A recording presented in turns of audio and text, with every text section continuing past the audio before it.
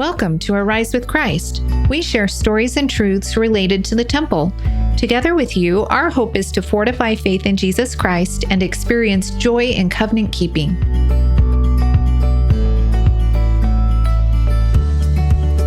Angeli, we have a well-traveled and experienced guest with us today. We sure do, and it was so fun for me to get to know her through this interview a little bit. Well, thank you for being willing to have my sister. Cristen Taylor is our guest. Yes, and it was so fun to meet your sister, and now I really want to meet the rest of your family. Well, I think we should do that. We should. So let me read her bio.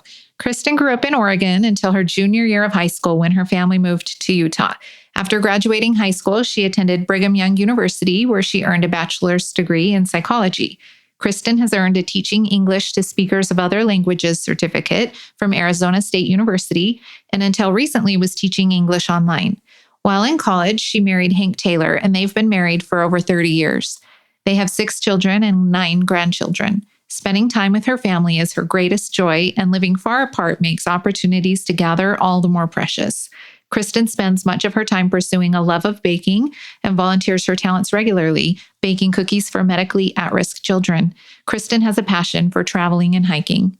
She volunteers at Arlington National Cemetery, has previously taught seminary in Tennessee and Texas, and currently teaches in Arlington, Virginia. Kristen's an Army wife, mother, grandmother, baker, teacher, volunteer, lover of American history, athlete, hiker, and reader. While she loves these titles, her most important identity is as a child of God, a covenant keeper, and a disciple of Christ. Cristen, thank you for making time for us while you're in town. Sure. Thanks for having me. I know that you play many roles. One of them is sister. You're my sister, and I'm so grateful you're willing to do this. A wife, mother, grandmother, all those family roles. Also, you've been a seminary teacher, a temple service missionary, a friend, and so much more. But I want to talk about some of these roles. I'm particularly interested, and I think our listeners would be interested in your role as a military spouse and how you came to be a military spouse. Will you share that with us? Sure. I'd be happy to. My husband, Hank, and I have been married for over 34 years, and we met at BYU, and he was playing baseball. We were dating, and he had a rotator cuff injury, had surgery, and it just never came back. So he was a pitcher, and that was career ending for him. And he was a little bit at a loss as to what the future held for him at that point and what he wanted to pursue. So he ultimately enlisted in the Utah National Guard and spent a little time there. And one of his BYU professors found out about that and said, "Why aren't you in ROTC?" And basically dragged him over to the ROTC building. And so he... Just to clarify, why ROTC? Like, why wasn't the National Guard? Sure. So there are different ranks in the military, and they serve different functions in the military. And so the enlisted ranks have different jobs than officer ranks. And in general, there are multiple ways to become an officer, but they need to have a 4-year degree. And so what his professor was saying to him is, you're pursuing a 4-year degree and you're enlisted. Why don't you pursue becoming an officer? Because you're going to have this degree anyway. Got it. And so that makes sense for that. Okay. Yeah. Sorry to interrupt. I just want to get that clarified. Sure. So he joined ROTC, and it was a really great fit for him because he had grown up playing baseball. Being part of a team was really part of his identity.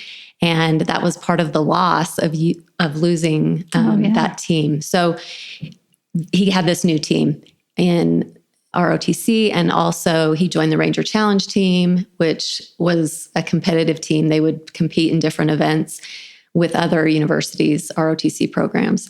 And so it was just a really great fit for him, and he thrived, and he became the cadet commander, and he really, really enjoyed it. And so he decided to pursue a career in the military. Awesome. You were dating when he joined, right? Yes. Not yet married? Yes. Okay. And then since being a military family, you've lived in many, many places. So what are some of the places that you've lived? Sure. We left BYU when we both graduated, and we went to Fort Rucker, Alabama for him to go to flight school. He has been an aviator in the Army, is still on active duty. And after Fort Rucker, we went to Fort Bragg, North Carolina, Fort Knox, Kentucky. Hank went to Korea early on. After that, Fort Hood, Texas, Fort Campbell, Kentucky. I think, West Point. Hank taught at West Point for 2 years in the Department of Physical Education. He taught boxing and close quarters combat, and that was a great experience for our family. And we went to Korea together once. He has spent almost 5 years in Korea, and 2 of those years, myself and our 2 youngest boys were there with him.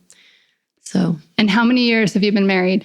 We've been married for 34 years, and we have been geographically separated for a third of that time by his military service. Wow. Wow. So am I the only one that was humming, "I'll go where you want me to go" all morning, thinking about you and this journey that you guys have been on as a family? That's amazing. Interestingly enough, I had an experience at Fort Rucker, Alabama, when he was in flight school. We were approaching the end of his training there, and everyone was waiting to get their orders. And while we were there, literally, I'll just tell you the short story because it's really interesting. But the very first spouse event that I went to, when we got to Fort Rucker, I was so nervous. I knew nothing about the military. And we had a toddler at the time. Our oldest was about 18 months old. And I went into this room, and there were all these women, and I just felt totally out of my element in so many ways. And I saw this woman, and she had long curly hair, and she had on long shorts.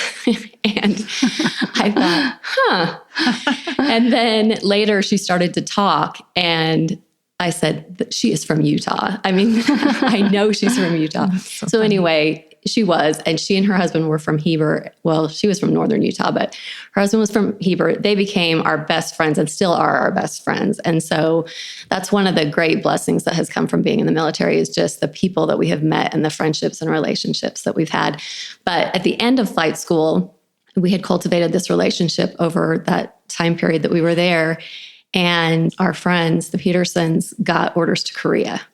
And it was kind of like that was what everyone dreaded. Like nobody wanted to get orders to Korea. Okay. And it terrified me. Wow. So when they got them, I was just, I didn't know how to emotionally deal with that.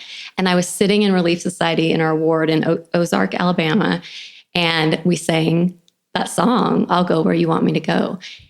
And this is not good for me to start crying at the beginning, but I lost it. Oh, I bet. And in that moment, I just surrendered my will. About letting the Lord be in charge of where we would go, and that I would go and figure it out and serve however he asked me to do that. So, wow, that is so beautiful. And I mean, people like me, I don't understand what that's like. I mean, that had to have just been so trying and difficult, but to hear your experience of kind of surrendering your will to the Lord's, that is so beautiful. Thank you for sharing that. Sure. Well, and the Lord has definitely made use of you in all those places. You've had a lot of church service and leadership experiences where you've blessed many lives in those places. Can you tell us a little bit about where you're living now and what your current situation is? So we currently live on Fort Myer, Virginia, which is just right near the Pentagon. It's just across the river from the mall, the National Mall. It's about a 2-mile walk to the Lincoln Memorial from our house. And Hank serves at the Pentagon. He had been on the Joint Staff, and last summer he changed over to the Army staff and is currently the Director of Army Aviation. So he was working for the chairman of the Joint Chiefs, right? Yes. Yes. Yeah, he was there in that office. I can tell you the acronym, but it probably won't mean anything to anybody, but he was the Director of Operations. So anything that was happening in the world with DOD, his office was the one, and his team were creating those orders and sending people wherever they were being sent by the chairman and the president. Mm-hmm. It was during the time of the Afghanistan withdrawal and the start of the war in Ukraine. So there was a lot going on. He was very busy. It was kind of a 24/7 job. And So it's kind of a relief this last summer when he changed jobs and it's a little bit less demanding on him. So the Department of Defense, speaking of that, I remember seeing Hank on the news. Yes. Which was so impressive, speaking at the press conferences with the Department of Defense as the Afghanistan withdrawal was happening. And that was a high pressure situation where he is receiving questions from seasoned reporters, and he is not a trained spokesperson, right? Sure, absolutely not. So, I mean, what was that like for you? Yeah, it was a really stressful time just because Hank has spent years and years and years of his life in Afghanistan over the last 20 plus years and knows people intimately there. In fact, in 2019 to 20, he was serving in Afghanistan as an advisor to the Minister of Defense of Afghanistan. And so was intimately involved with a lot of people there and, lots of Afghan friends and people that he worked with over decades. So it was an emotional time as all of that was happening. And then when he became publicly he was very involved in what was happening because he was administrating all of that. But then publicly to be answering questions, it was high stress for him. And it was high stress for me because I have seen what reporters do to people on the news. And so I didn't doubt his ability and what he was doing. I just was nervous for how that would all go down. But I actually ended up getting shingles during that time. So it was pretty high stress. I had people contacting me as soon as his first press conference ended. I had people contacting me in various ways that were total strangers to me, wanting help getting people that they loved out of Afghanistan. Mm-hmm. And it was really an emotional experience. Wow. Yeah, I think for people that are not in the military, it's kind of hard to understand all these dynamics and things that are happening every day. And I guess I just want to ask, what do you wish people understood about military, families, and our military? Sure.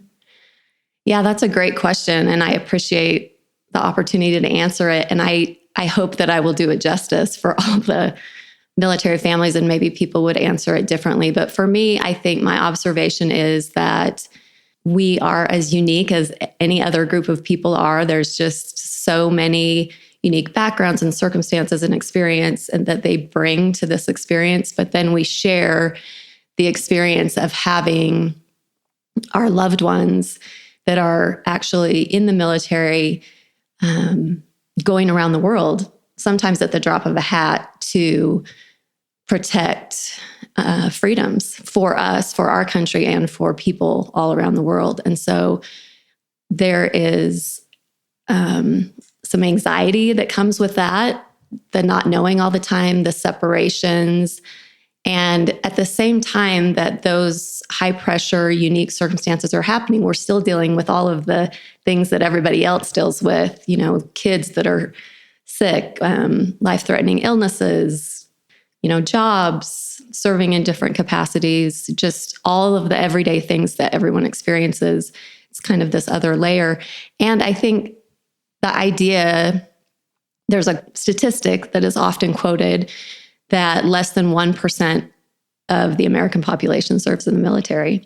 And that's true. And it's significantly less than 1%. A lot of times people don't have the experience to understand what a military family's experience is like. And so I think any time that you have the opportunity to encounter someone who has that experience, it's nice to thank them, but anything that you can do to support them in those situations is really helpful to them. It's important to be seen and to have people understand that there are those unique pressures and sacrifices. Sure. You mentioned earlier that you have been geographically separated for a third of your marriage and you just alluded to this in what you just shared, but not only were you separated, but your husband was fighting a war and he's in harm's way. and you're dealing with a grumpy teenager or, Sure. those kinds of things. So there's so many layers to that. And I'm really grateful that you're willing to speak to that and try to help us understand what that's like and how we can be supportive. So just a quick anecdote that I just thought of related to that is at one point, Hank was in Afghanistan. We were living in Clarksville, Tennessee. We still had 3 kids at home. We had been in Clarksville for 11 years. Hank had been deployed or gone for 7.5 of that. But the kids and I had a lot of stability. We thought we were going to stay there for a couple more years at least. And Hank got word that that was not going to happen and he was going to get orders to Korea. We had this brilliant idea that we would FaceTime him being in Afghanistan, us in our living room. We would put his face up on the big screen TV. I'd bring the 3 kids in and sit down and we'd tell them together that he was going to get orders to Korea and we were going to go and all this. And so we start this process and all 3 of them burst into tears. And it was a fiasco. And Hank and I sat there staring at each other on these screens, separated by half a world, going, what do we even say? There is nothing to say. And we sat there in silence for a while. And finally, there's noise going on in the background of war. And he's like, I got to go. Oh, I'm so sorry. And so he hung up. And I sat there and dealt with 3 teenagers who were devastated, and rightly so, because we had lived there for a long time. And our youngest was 3.5 when we moved there and didn't remember anything else. So, just things like that you don't think of, like you have to deal with the realities of real life and raising a family and what that means for the entire family, not just you and your husband, but the children. Yeah, our youngest said his first response once he could form words was, I can't leave my teammates. Oh. And, I got it. It was tough. Now, I will say that it all worked out. It was a wonderful thing that ultimately came out of that, but that was a challenge at the time. And did you tell us what ended up happening there? Yeah, so he came back from deployment and did some training, and then he went to Korea. Our daughter, who was the oldest, who was still at home, was going into her senior year. She was a very good basketball player, and she had torn her ACL her junior year and was out the whole season. And so we decided as a family, again, another decision you have to make about what's best for our family. And what that was at that time was to stay and let her finish her senior year and finish her season and all of that. So we stayed for her senior year. Hank went to Korea, was there for a year. And then after that first year, the 2 youngest boys and I went over to Korea to be with Hank, to live there for what we thought was going to be a year. And after that year was over, they asked Hank to stay and be the chief of staff of 8th Army. And so we ended up being there for 2 years. It was a wonderful experience. We loved our experience being in Korea, and the kids loved it. They went over there kicking and screaming, and they did not want to leave when it was time to leave. So. Yeah. Where did you live in Korea? Maybe you already said that. I don't think I did. We lived on Camp Humphreys, which is been built in recent years. It was under construction when we were living there. This was 2015 to 17, and it was under construction. And now it's completed, and it's the largest military installation, as I understand it, in the world. It has the biggest commissary and PX and all of those amenities that serve military families. So it's a very nice place. And we actually are going to be moving there in May again. And so I'm excited to be there when it's not under construction. Yeah. So just you and your husband this time? It is, yes. Okay. We're excited. So when you go back to Korea, tell us about what going to church is like there. Do you go to an English-speaking ward, or how does that work? Yeah. So there's a military district is what it's called. It's not a stake, but you would compare it to a military or to a stake. And it covers all of Korea. Korea is about the size of Illinois. So South Korea is? Mm-hmm. Okay. And so the military district would be like the stake for all of the English-speaking branches in Okay. Korea. Most of them are military personnel, but not all. The embassy is still in Seoul, so there are people there and all over different places. When we were there last time, the church owned a building out in the community off of Camp Humphreys that we attended, and it was like kind of a marble building. It was freezing in the winter and sweltering in the summer.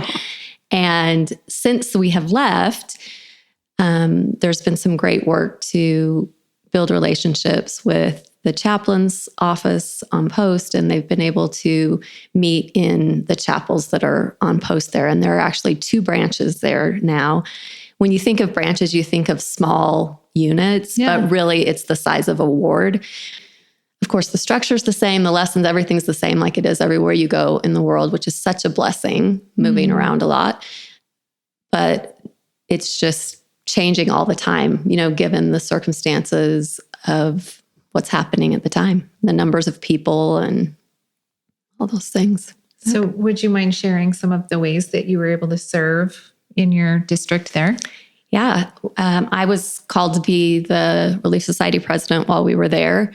And that was an interesting experience. It was unique in that everyone who is there because either themselves or their spouse has a job there. There's not a lot of welfare needs per se. Everyone has a job and is able to provide for themselves.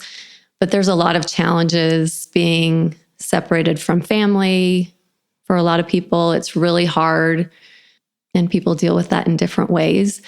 So just supporting each other and drawing close to each other was really important. Hank served in the district presidency, so he traveled all over Korea on Sundays, visiting the different branches and speaking and fulfilling his calling in that way. And then we served in the temple in Seoul, which was an awesome experience. That was the first time we had been temple workers, and just learned so much being able to go there and do that.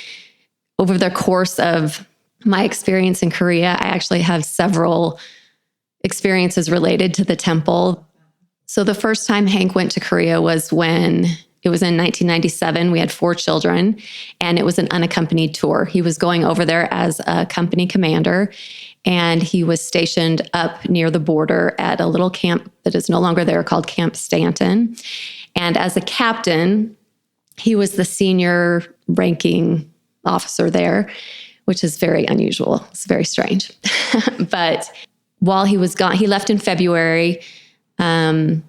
It ended up being 15 months that he was gone. We didn't know how long he would be gone when he left. So he left February. I went over in September for about 10 days to visit him, thanks to my family who was willing to help with my kids.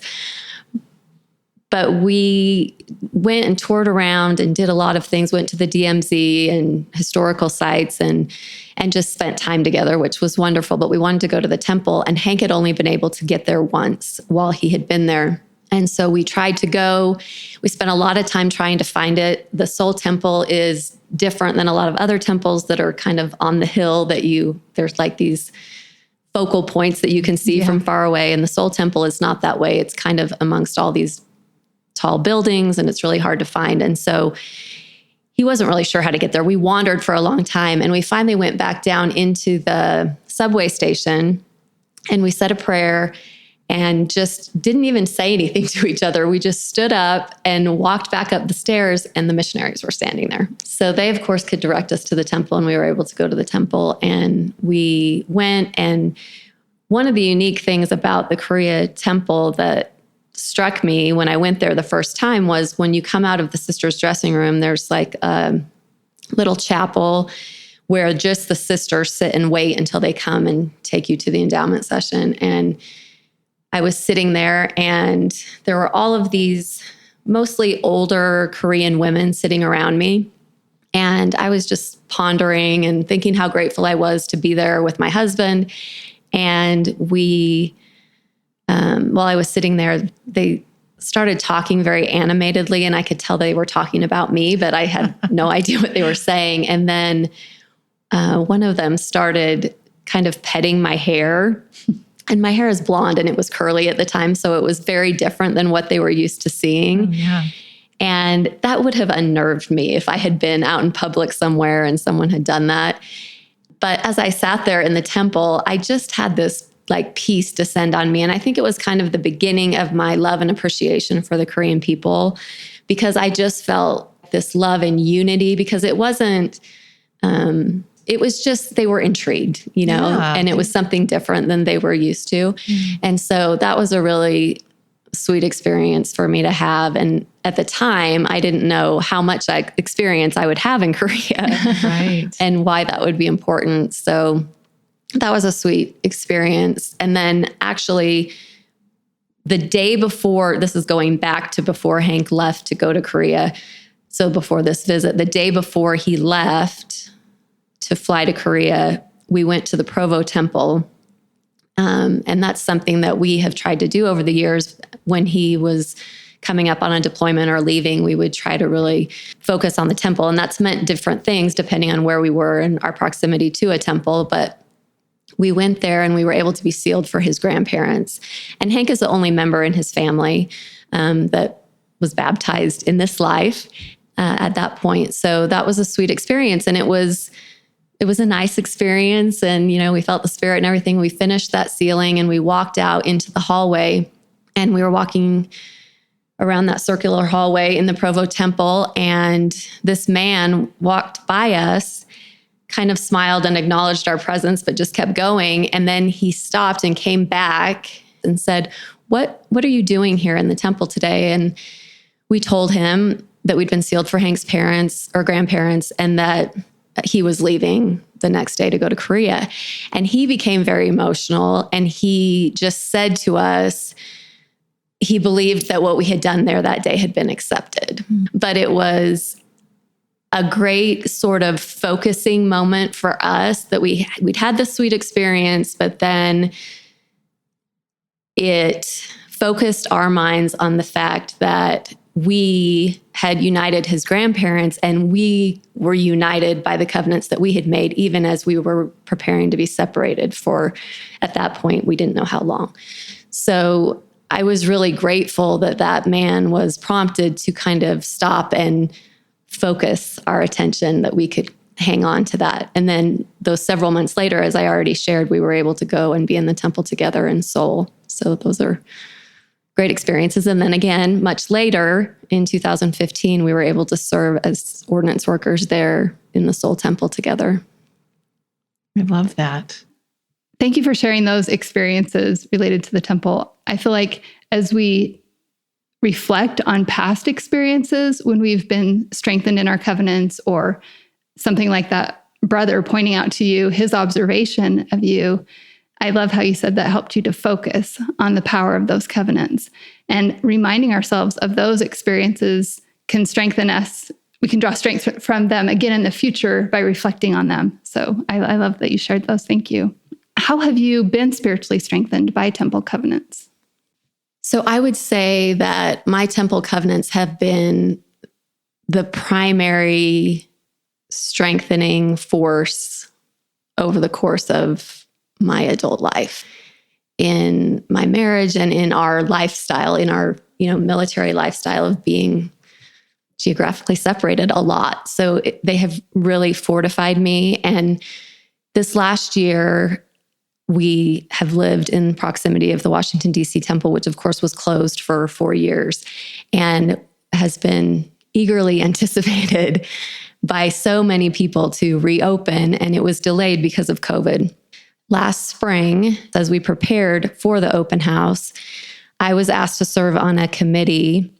There were 7 kind of categories of people, of key leaders in the community, that the temple committee wanted to make sure had the opportunity to come and understand and gain more knowledge about the temple and why we have them and what we do there. And so there were different committees formed to work with different key leaders in business and government, in philanthropic organizations, and the military was one of those different categories. And I was asked to serve on this committee. So we prepared for months in advance in how we would invite military key leaders to come and participate in that experience. And it's a little bit difficult in the military because there are very strict regulations about what you can and can't do on a military installation, especially as it relates to proselytizing.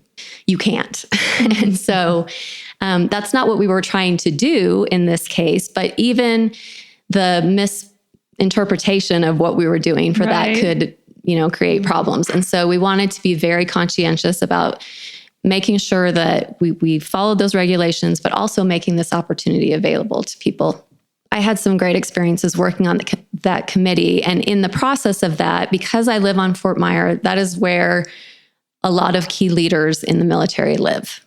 The chairman of the Joint Chiefs of Staff, the Chief of Staff of the Army, and other key leaders live there. So I was able to share with my neighbors this invitation, and many of them responded. And it was really interesting because I posted in our neighborhood Facebook group and just said, hey, there's this opportunity available. If you are interested, send me your email and I'll send you an invitation. And I immediately, literally within an hour, got 10 responses. Oh, I used to go there when I was a child, or I love seeing that when I drive on the Beltway, or whatever. I've gone there and seen the lights at Christmas. And when the time came, we were able to have some of our neighbors come, and we did tours at the temple before the actual open house started. The very first day that we were doing these key leader tours, we were there in the visitor center with some other people who had served on the committee with us, including Ken and Barb Niatumololo, who until recently was the Navy football coach. And we were able to go on a tour with them and with the superintendent of the Naval Academy and a whole bunch of other military leaders. And it was just such a powerful experience. But later in the day, that day, many of our neighbors came on this tour, and there was a 2-star Air Force chaplain who is over all of the chaplaincy programs who came on this specific tour. Everyone wanted to make sure that he had a great experience because they really wanted him to come and speak to their chaplains in Salt Lake to help with their training. And so Hank was able to connect with him there in the visitor center and then with our neighbors, and we went on this tour. And Sister of Huerto and Emily Utt, who is part of the church historic preservation committee and works on all the temple restorations and things, were leading this tour with us. And so we started the tour in the baptistry, and we went through, and before this, we had a lot of training about giving these temple tours, and we had to be prepared to actually give the tours. So I had been rehearsing and practicing for this, and was very anxious about it.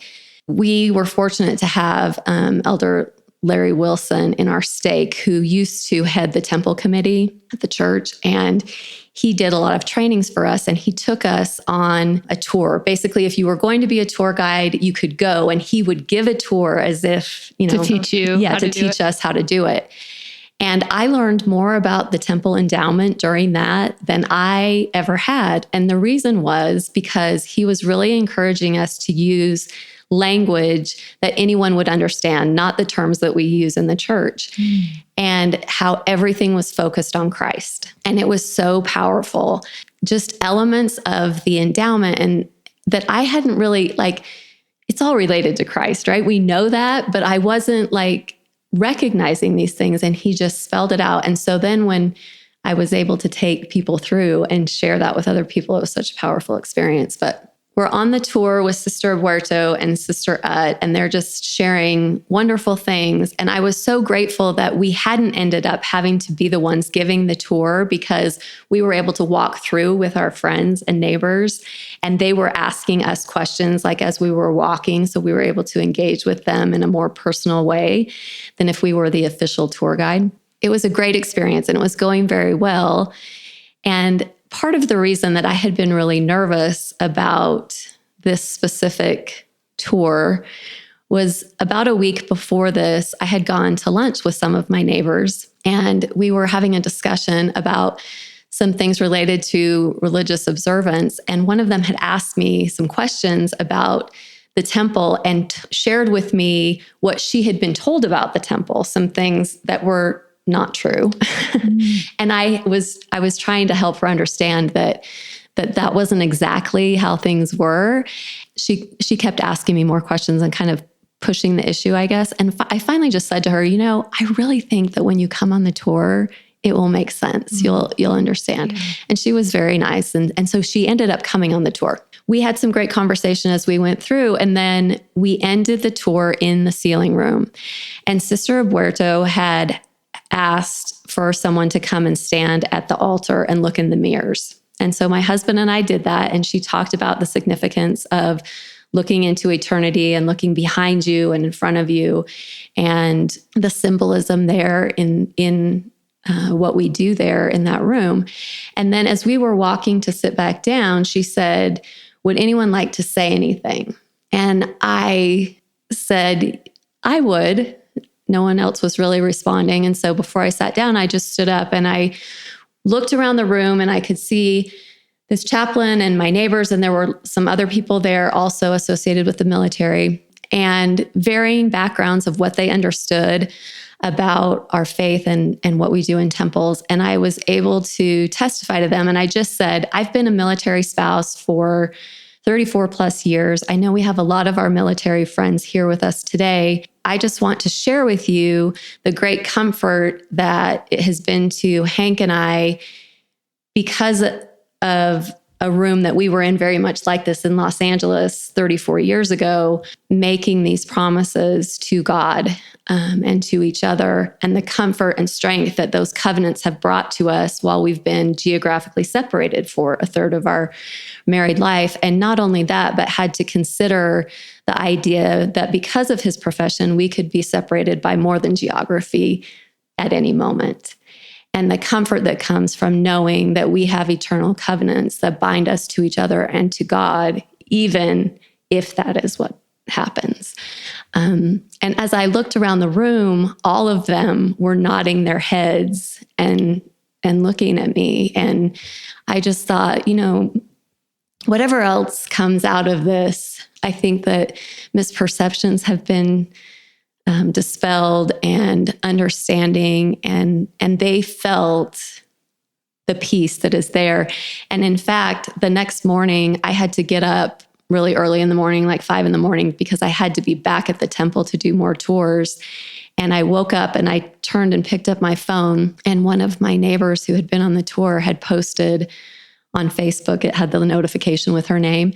And I opened it, kind of thinking, I wonder what's this going to be? What this will be. And she had posted all these pictures of the temple that the temple committee had put out and asked people to use. And just, she couldn't have given a more beautiful endorsement, and just said, everyone should come and go there. I felt the presence of God while I was there.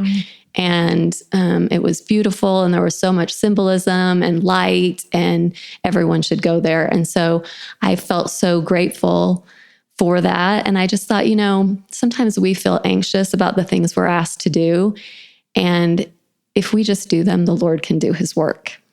Right. We're just a piece of that puzzle. He really does the real work. We're just asked to do our small part. I love that you were prepared and that you testified and went forward, even though you were nervous. And that's such a great story. I love that. When you were talking about that sentiment of what you shared in the sealing room there with your friends, it made me think of the scripture from Moroni chapter 9. This is Mormon speaking to Moroni, and he says, "My son, be faithful in Christ, and may not the things which I have written grieve thee, to weigh thee down unto death, but may Christ lift thee up, and may his sufferings and death, and the showing of his body unto our fathers, and his mercy and long suffering, and the hope of his glory and of eternal life rest in your mind forever." And when you talked about the reality of being separated and Hank being at war, that there is still hope in his glory, and that Christ can raise us up even in those challenging circumstances and difficulties that arise. Absolutely. How has the temple or your covenants enhanced your joy? In 2019, our youngest son graduated from high school in Texas. And the next day, we kind of separated, and Hank drove to DC, dropped my car off. Jackson and I drove to Utah.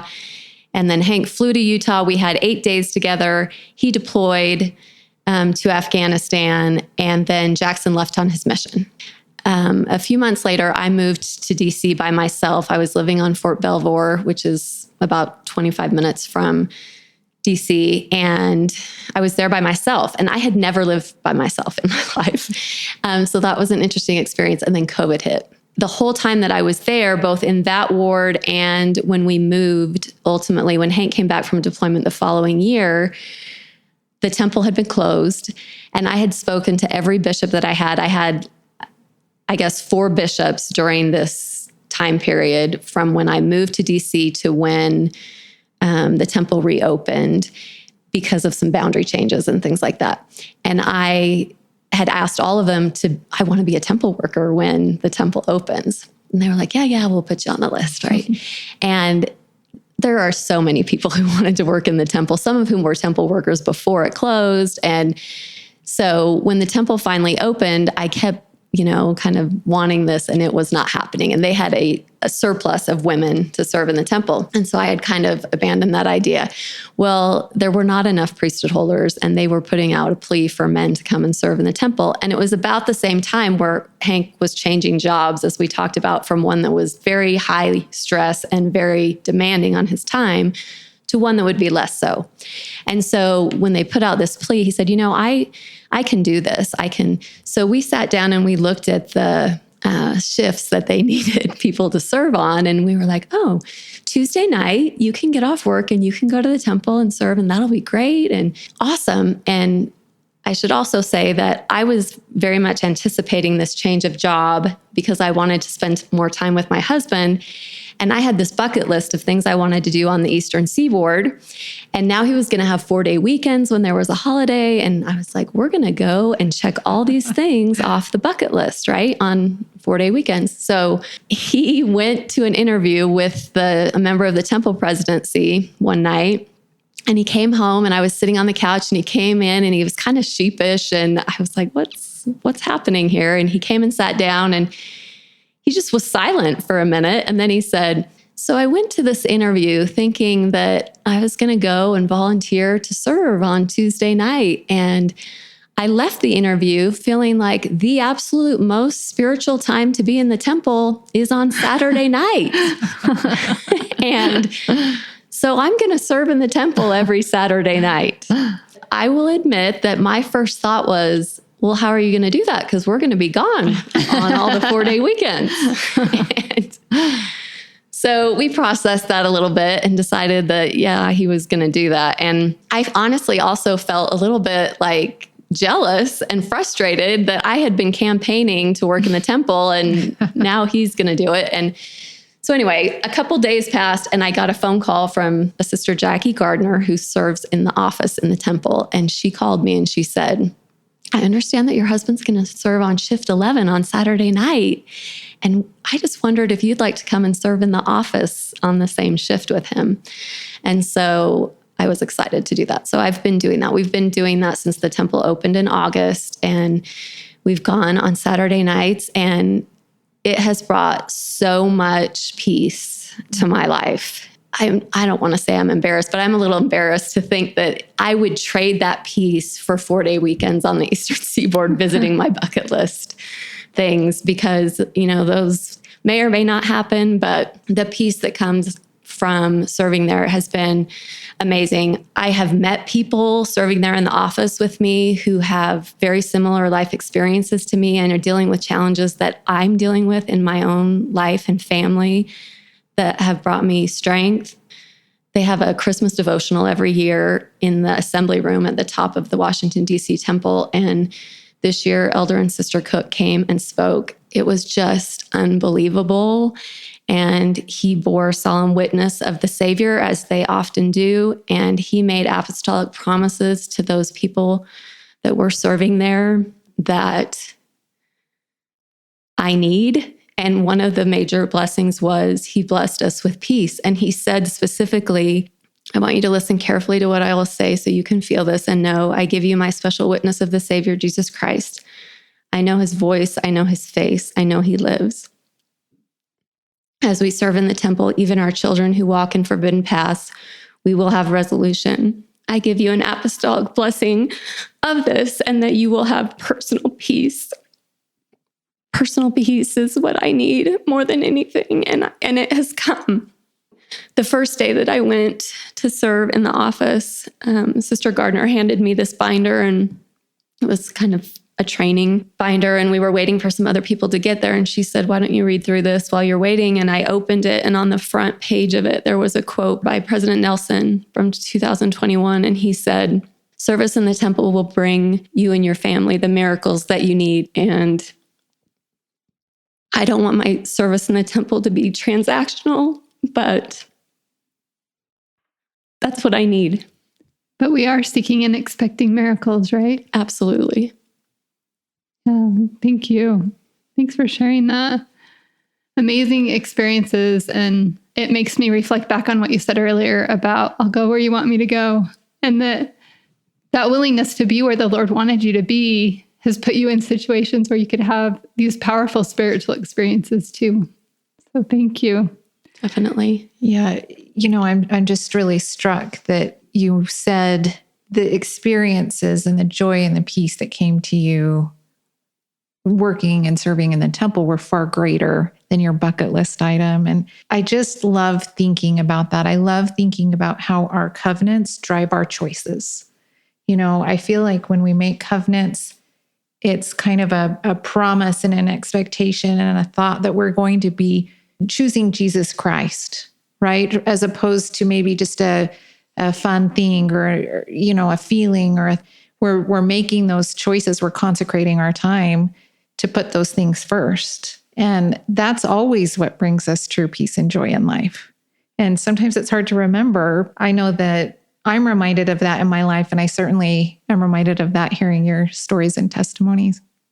Kind of building on what Angelique said, how would you say that temple worship has helped you to build a foundation on Jesus Christ? I think that those experiences that I talked about over the course of the Washington, D.C. temple open house and working in the temple, those obviously are not at the base of the foundation of my testimony of Christ, because those are happening. I'm 54, so there's been a lot that happened before that. And I think that acting consistently, and it could be about the temple, it could be about any principle of the gospel, but if we want to have a testimony or a witness of any part of the gospel or anything to do with coming to a testimony of Jesus Christ, we have to act on it. It's not just going to come. I've shared a lot of experiences about the temple that are, significant, but I've gone to the temple tons and tons of times where I didn't have those experiences. And I was tired, or it wasn't convenient or whatever. But I just think that continuing to seek and continuing to act consistently brings the foundation that you can then build on. I wouldn't have been able to have many of these experiences if I hadn't built that foundation first. I hope that answers your question. Oh, I think so. I think that answered it perfectly. One other thought I want to ask you about, Cristen. I remember we have an ancestor named Annie, and I remember that you drew a lot of strength from her experiences. Would you be willing to just speak to that for a minute and share a little bit about her and about how that blessed you? It's so interesting that you asked that, because last week when I was at the temple, it was really slow, and I was at the front desk in the office. And so there's a computer sitting there. And so when there's nothing happening, I'll pull up Family Search and work on that. And I pulled up her journal and was skimming through it again. When Hank went to Korea the first time, as we've already talked about, my grandma, Clark, brought over, she used to always bring us cinnamon rolls or bread or something. She brought over this big tray of food. And then there was this stack of printed papers with it that she gave me. And it was a photocopy of Annie Waldron Clark's journal or not really her journal, but her personal history. Yeah. And I didn't even really know who she was. I had known my great-grandmother, who was her daughter, because she lived with my grandparents. But I started reading it, and I was really feeling sorry for myself because I had 4 kids. My youngest was 4 months old. Hank had left, and we didn't know how long he was going to be gone at that point. And I just really was feeling sorry for myself. And so I started reading this personal history, and Annie had been a second wife during a time where her husband couldn't even acknowledge her. And he would show up once in a while and be there long enough for her to get pregnant again. And she really dug her life out of the dirt and raised her family. And just really, it was just amazing for me to read that. I had a lot of questions, especially as a teenager and a young person, about polygamy. I just was like horrified by it in a lot of ways. And I just really didn't understand it. But her testimony of what she was doing and why, and I've since learned there's like so much more to the story that she doesn't even tell that makes it so much harder what she experienced. But she was willing. She had a testimony of that principle and why she was doing it. And she did it. And I wouldn't be here if she hadn't. So it just gave me this perspective of, you need to stop feeling sorry for yourself, because you're not having to dig a life out of the dirt. Your husband gets paid and for what he's doing, and you have all the support around you. Yes, this is hard, but you can do this. And so it just gave me great strength to draw on her experience of hardship and challenge, and yet her commitment to doing what she knew was right. Thank you. Thanks for sharing that. Before I ask her one final question, is there anything else that you wanted to share that we haven't covered? I don't think so. I just think wherever you are in your testimony and experience with the temple, that if you want to have a greater testimony of covenants and why they're important, or the temple, or of Christ, going to the temple consistently is the only way to get that. How would you encourage someone to arise with Christ? If you want to arise with Christ, act on the principles that he has taught. Act on the things that he has demonstrated. Follow his example. And as you do that, it will elevate you in every way, and you will arise with Christ. Thank you. Thanks so much for spending time with us and sharing your faith and testimony and experience. Thanks for having me. We are grateful that you joined us today. We would love to hear your stories about how you arise with Jesus Christ. You can find us on Instagram at arise.with.christ or email us at arisewithchrist.temples@gmail.com.